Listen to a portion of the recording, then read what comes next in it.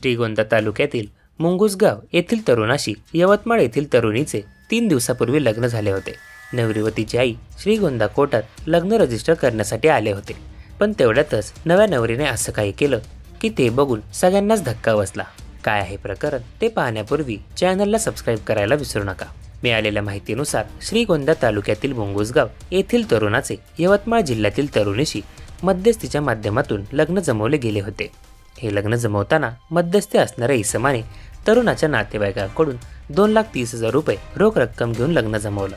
बुधवारी दिनांक 26 रोजी कोळगाव येथील साकेवाडी परिसरात असलेल्या दत्त मंदिरात त्यांचा विवाह लावून दिला।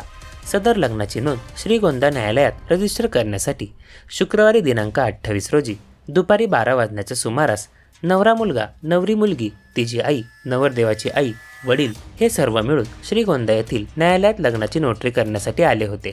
त्यावेळी नवरा मुलगा वकिलांशी बोलत असताना नवरी आणि तिच्या आईने पळून जाण्यासाठी अचानक नवरदेव व त्याच्या आईच्या डोळ्यात मिरची पावडर फेकली।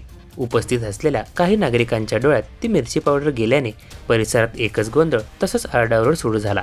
प्रसंगवधान राखून तिथे उपस्थित असलेल्या ॲडव्होकेट अक्षय जठार आणि त्यांच्या सहकाऱ्यांनी तात्काळ गाडी थांबवत गाडीतील नवरी, नवरीची आई आणि इतर 2 सहकाऱ्यांना गाडीसह पकडून श्रीगोंदा पोलिसांच्या ताब्यात दिले।